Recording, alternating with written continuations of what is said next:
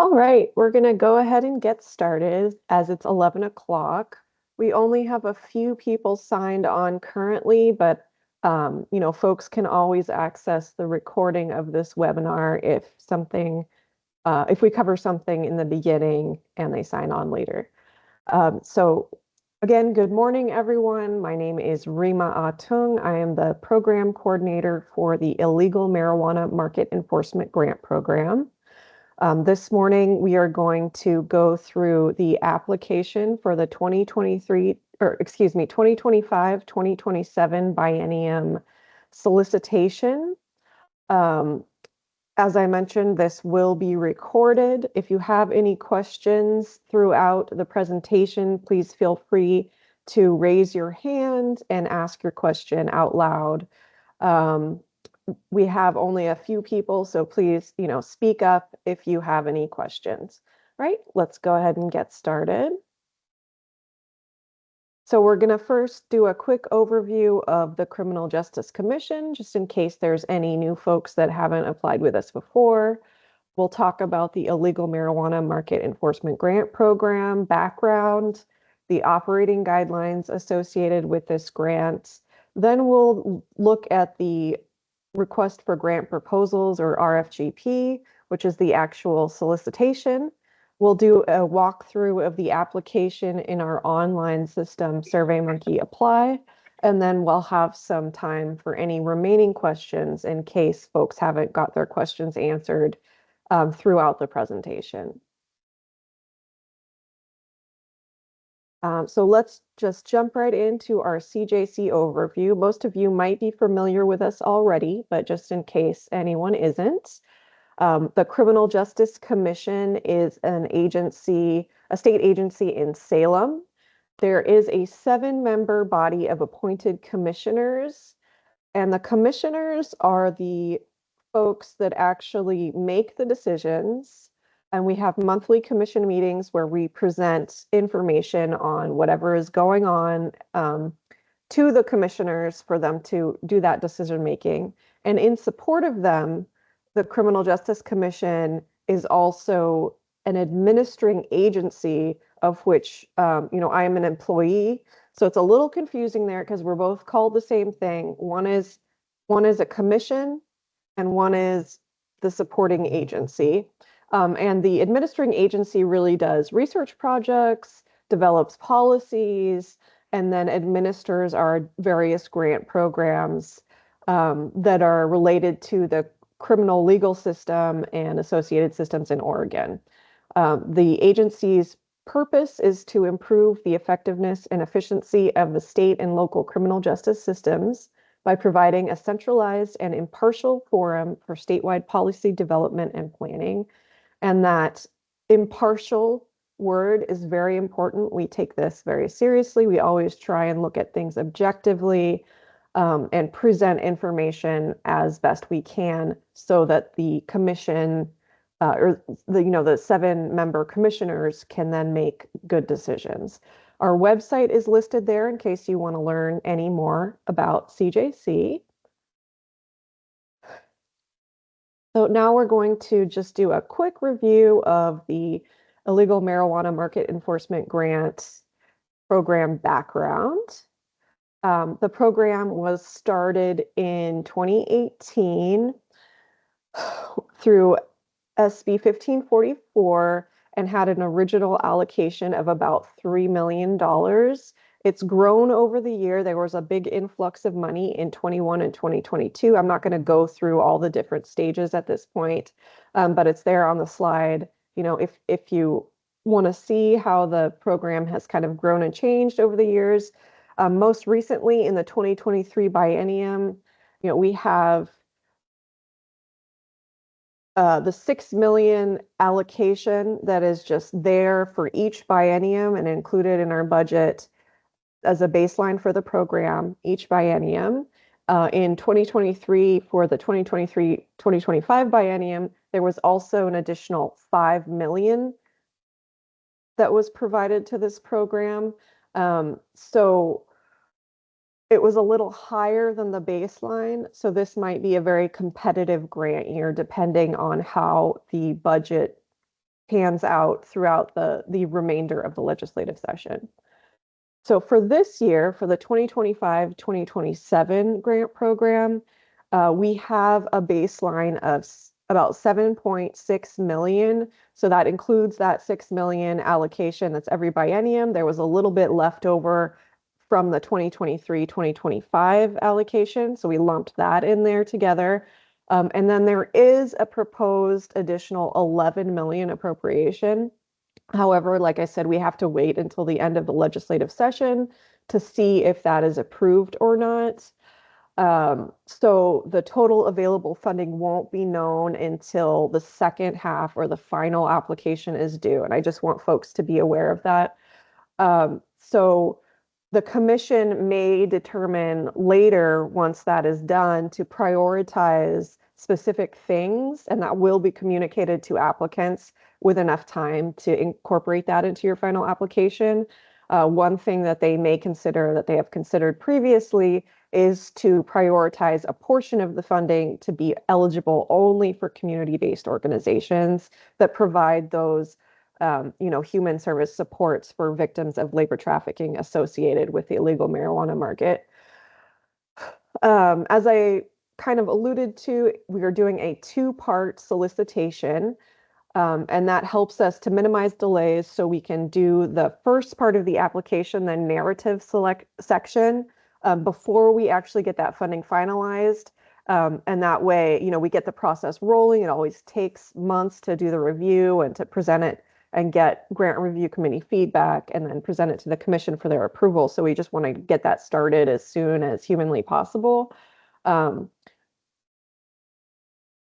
There are no notable changes from previous solicitations. So if you've completed an application in previous funding years, this is going to look real familiar to you. It just basically speaks directly to what is in the rules and eligibility requirements for the grant with no additional questions or information requested from applicants. So hopefully it'll be, easy and understandable and familiar for those who have applied before.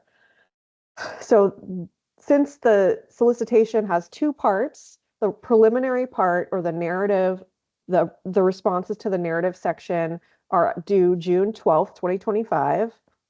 So that's coming up in a few weeks here. Once that's submitted, we'll do a review of that. We'll present that to the grant review committee for their feedback and send applicants a list of questions that the GRC has put together based on that preliminary application that was submitted. Then we'll open up the final application, and that will be due August 21st. And that's when the budget is due. I know that we've gotten questions about this already. The budget is only due with the final application. We encourage you to start doing your budget planning earlier, but again, we don't have that final allocation number until the legislative session closes. So we won't have answers to some of those questions about priorities until the final application opens. Any questions or comments so far? Nope. All right. So we're going to just do a quick review of the operating guidelines. As always, this presentation will be posted with the recording so folks can have a list of what we use as the operating guidelines and as resources for this grant. There are administrative rules which the agency has adopted to operate the grant program. It's really important that you take a look at those. That includes, eligibility requirements and some of the other just baseline information that we'll go through today. Then there's the grant administration guide, which is our agency rules that kind of cut across all grant programs. So our standard rules for just how grants operate. So it's good to know that information too, and to review that document. That'll have things like how to submit a budget modification and those types of operational guidelines in there. Then there is the request for grant proposals itself. That's the document that includes the, anything specific to this biennium solicitation, plus the questions that are included in the application and information about the application and how to access it. And then there's a link here to the online application form as well. And that's at CJC SurveyMonkey Apply. That's our grant management website. So that'll have the actual application that you have to log onto and complete. And these are all links, so those will be shared with you as well. And just to quickly go through it, IMM-EGP has a set of legislative and commission priorities, which the commission considers when giving out awards for this program. One priority is programs that operate in rural areas, ones that investigate large-scale operations or organized crime or the diversion of marijuana outside of Oregon. And then another priority area is providing services to the ongoing humanitarian crisis associated with the illegal marijuana cultivation and distribution, and facilitating that assistance for individuals that are impacted by that. There are some definitions that are in the rules and statutes. So large scale in this case refers to illegal marijuana cultivation or distribution operations that are large compared to the relative size of the community, of the applicant's community. And they can be large in terms of monetary value or in terms of geographic area that they encompass. Rural areas are defined as an area that's located at least 25 miles from any city with a population of 30,000 or more, or the entirety of the county has a population of 250,000 people or less. So please keep those definitions in mind when you're responding to those priorities. Humanitarian crisis also has a definition that's related to, individuals that have been recruited, harbored, transported, or otherwise obtained through threat of force, fraud, or coercion. For involuntary labor, there's other, aspects of it included in that definition, so please refer to that. And then along with the legislative priorities, there are commission priorities that our commissioners have identified. So funding that goes towards training opportunities is a priority. Programs that address cases that require complex financial accounting. Tracking outcomes is a funding priority. Collaborating with other agencies for your program, and then providing culturally and linguistically specific and responsive services is also something that they prioritize in funding.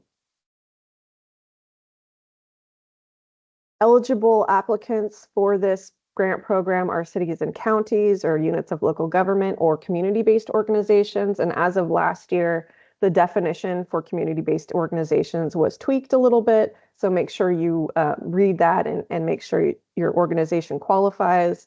A current determination letter from the IRS that acknowledges your tax exempt status or a fiscal sponsorship would make an organization qualify for that. But it is a little bit different than in previous years. So I just wanted to note that. So now we're going to get into a review of the actual request for grant proposals, or RFGP itself. So the RFGP was opened on May 1st. As I mentioned, the preliminary application is due June 12th. I do want to point out here it's due at 1 p.m. So the application will close at 1 p.m. on the 12th. Please submit prior to that. We have a grant review committee, or GRC, to look over those preliminary applications, gather those questions and feedback and then talk about any priorities that we can, because hopefully the budget will be finalized at that point on July 11th. And that is open to the public. So if folks are interested, please check our CJC calendar, or you can contact me or Shelby to get a link to sit in on that if you would like. So that's July 11th. And then at that point, we'll also open the final application. That final application that includes the budget portion and response to that feedback is due August 21st, also at 1 p.m. So please, check your clocks and make sure that you get it in by 1 p.m. And then in September, we'll have a second grant review committee meeting to develop those funding recommendations. And in September, October, we'll take those recommendations to the commission for them to make the final award decisions. And then the new contracts for this biennium will start October 1st if you're a new program, and if you're a returning program, you'll have the option to start either October 1st or January 1st of the next year, since our current contracts run until the end of December 2025. Any questions or comments about this portion yet? Nope. All right.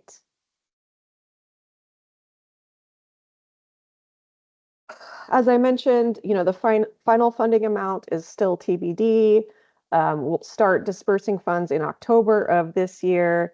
The project period starts October of this year and runs till August 31st of 2027. So it's about a month later than we have been doing our standard contract period, because we're trying to get everyone on the same schedule. So I know for this grant program, it's been one extended contract basically for the last several years. We're trying to get off that sort of one-off random system and get on a standard system for all our grant programs. So that'll run from October to August.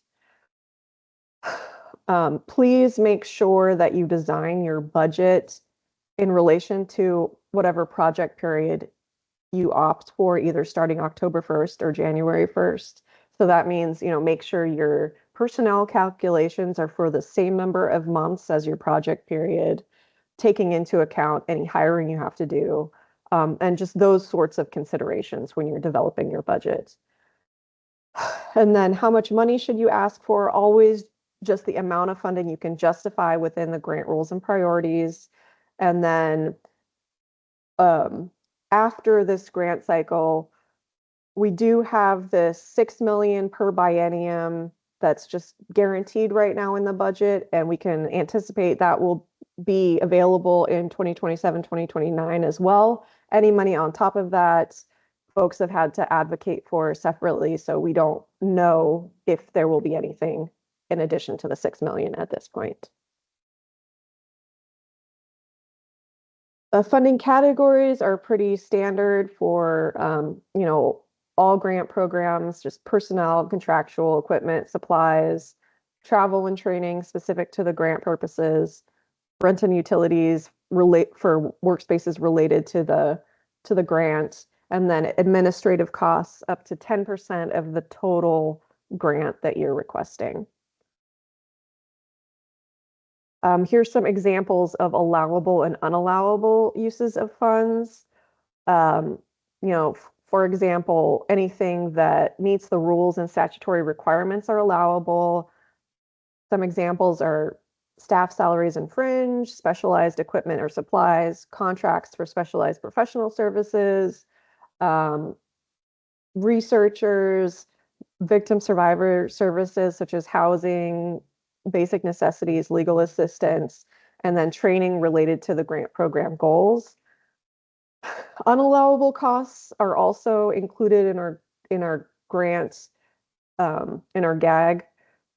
So check that, please, for the grant administration guide for the full list of unallowable uses.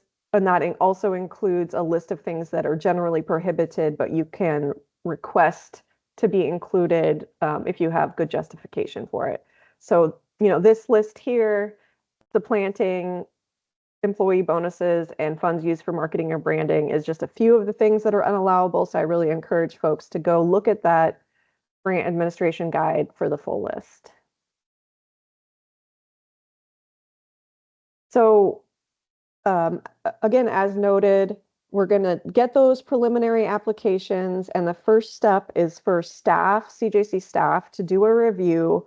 And what we look for really is completeness, adherence to program rules and guidelines, and that you just answered the questions appropriately. We have a scoring rubric that we use to kind of objectively score and rank applications. Um, and again, we're really just focusing on completeness and making sure that the program is eligible for funding under this grant. Then we take that information and present it to the grant review committee, and they're the ones that assess the applications to make sure, again, that they fit within the guidelines, and then also determine how they fit within the funding priority areas for the grants. And then they develop their recommendations based on that. And then the commission is the third reviewer. They take all that information and make those final determinations for awards. And they can actually even request things outside of that. And I know in previous years for this grant program, we've had to go back and do additional analysis. Hopefully that doesn't happen again. But so they have a broader scope of things they can look at, and they are responsible for those final award decisions. So the application contents, again, are the same as previous years. So if you filled out an application before, it's going to look real familiar to you. There's the preliminary application, which includes a cover sheet, which is just your agency information, and then a statement about the scope of your program, a description of your program, desired outcomes, and then your response to questions about those legislative and commission priorities.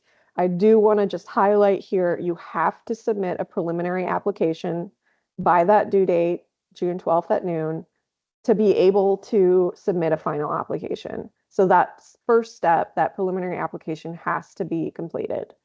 And then the final application is due August 21st, and that'll give you an opportunity to respond to those questions about the preliminary application that the GRC has for you, make any edits that you want to, and then upload your budget worksheet so we can review that with the final application. So any questions about the RFGP before we get into the walkthrough of the application online? Nope. All right. So again, hopefully this will be familiar to folks. If you are already a grantee, this is what our SM Apply, our online grant management system, looks like. What you'll want to do is either log in if you have a login already, or register, and then hit that green apply button to access the application. Make sure it's the one that says 2025, 2027. We have previous biennium open because that's where we do our grant reporting as well. And we have seen people, start the wrong year's application and then realize halfway through and have to do like a really quick thrown together application for the correct year. That wouldn't be so bad for this program because the applications are essentially the same, but we've seen that for other programs where the applications are different, and that was an issue. I just want to make sure nobody runs into that problem. So just make sure you click the right biennium, that 2025, 2027. This is what the main page of the application looks like, and you're going to want to, if you want multiple people working on the grant application, you can add a collaborator by clicking on that button. It'll take you to a pop-up window where you can enter the email address for the collaborator, and that'll invite them and give them access to the application. And please know that there are two options here under types of access: view and edit and view only. So, use those at your discretion depending on whatever access you want to give that person. So back to this main screen, the first thing you're going to want to fill out is that cover sheet. So you click on the link to that, and it takes you to the cover sheet page that has questions like the name of entity applying, type of applicant. If you click on the community-based organization applicant type, it'll open up some additional questions that also need to be completed. So please keep that in mind. And then type of program. So if you have received IMM EGP funds previously, you're going to want to click on established. If you're new to this funding program, then you're going to want to click on implementation.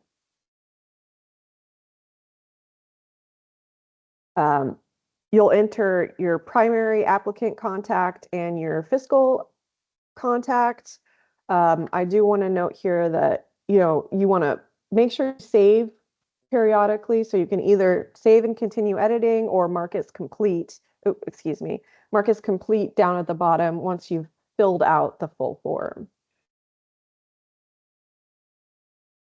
So after you hit mark as complete, you won't be able to edit unless you click on this breadcrumb menu on the top right side, and you get this little drop down, which will allow you to do any of those three options, including reopen the form for editing. And then you can click on that link to go back to the main application page. And you can see here now that that's completed and it's marked as complete. There's a green check mark next to the cover sheet in the application. It's very important to make sure that those green check marks are there for all of the required parts of the application. If they're not there, you haven't finished that section yet and you cannot submit yet. And it also tells you how many of your required tasks are completed on that left side bar there. So getting into the program narrative section, like I mentioned, there's a question about the program scope, a description of your program's desired outcomes. I recommend that you read through all of the questions before you answer. The narrative questions really focus on how you, the applicant, address those identified criteria and priorities that are outlined in the rules. We want the information to be specific. So these questions are fairly simple and the responses are pretty brief. Most of the word limits are 250 to 500 words.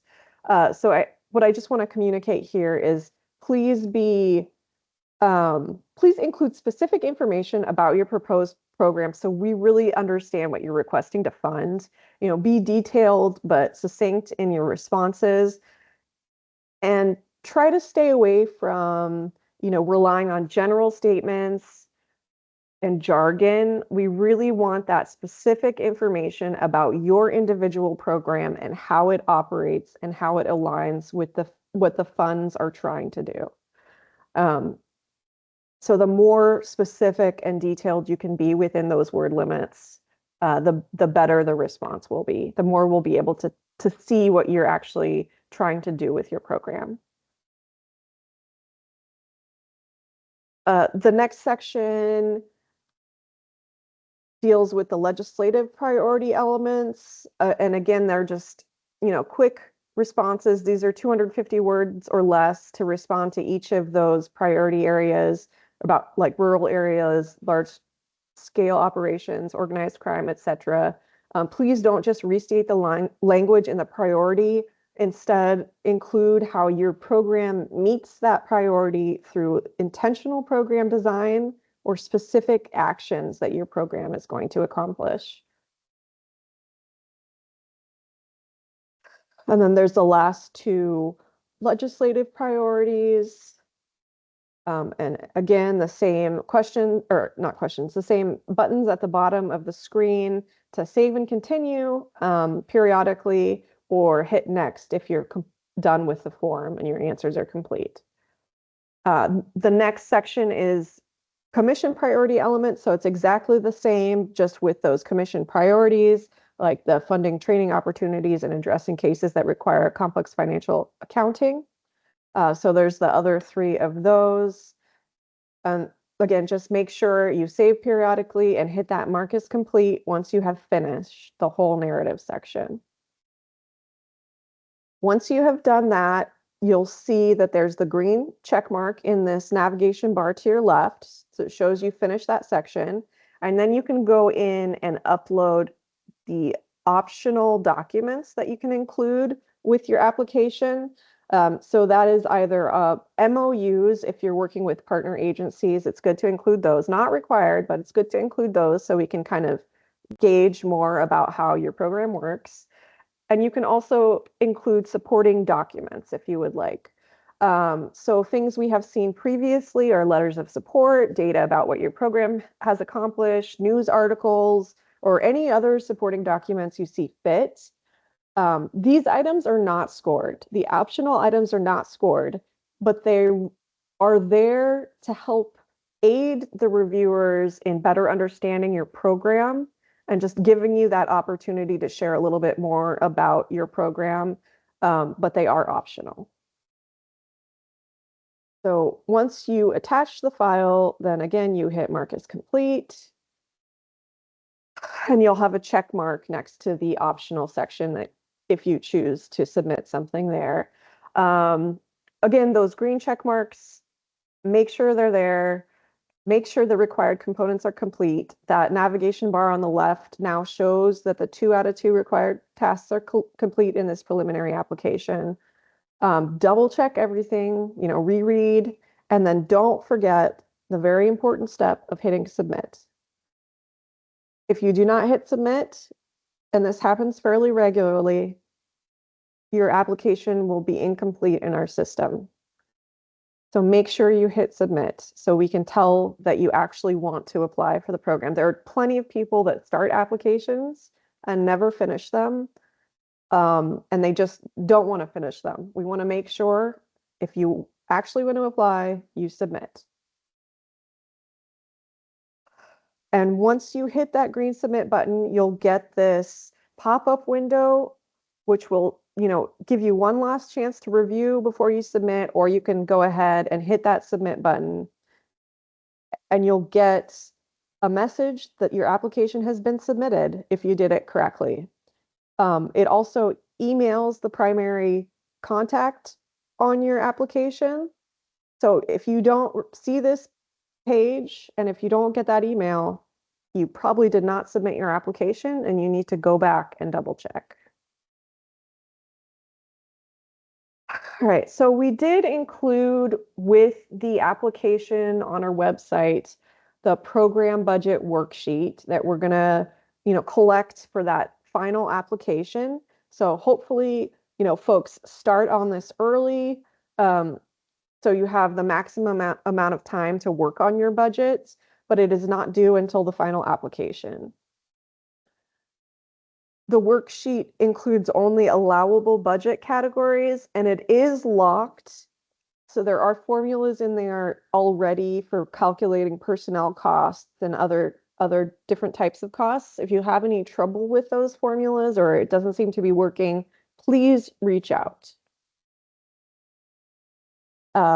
This is a sample of the scoring rubric we use, and it really just goes through each section question by question and says how complete is this answer? Did they actually answer the question?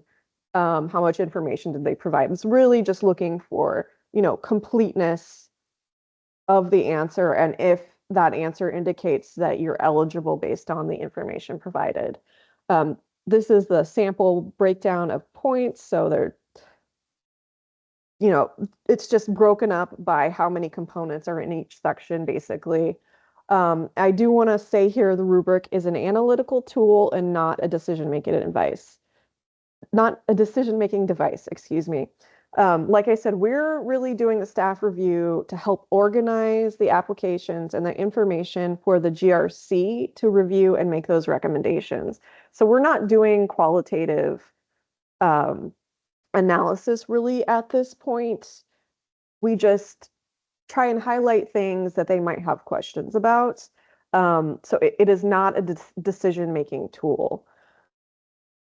We do try and remain as objective as possible. Things to remember.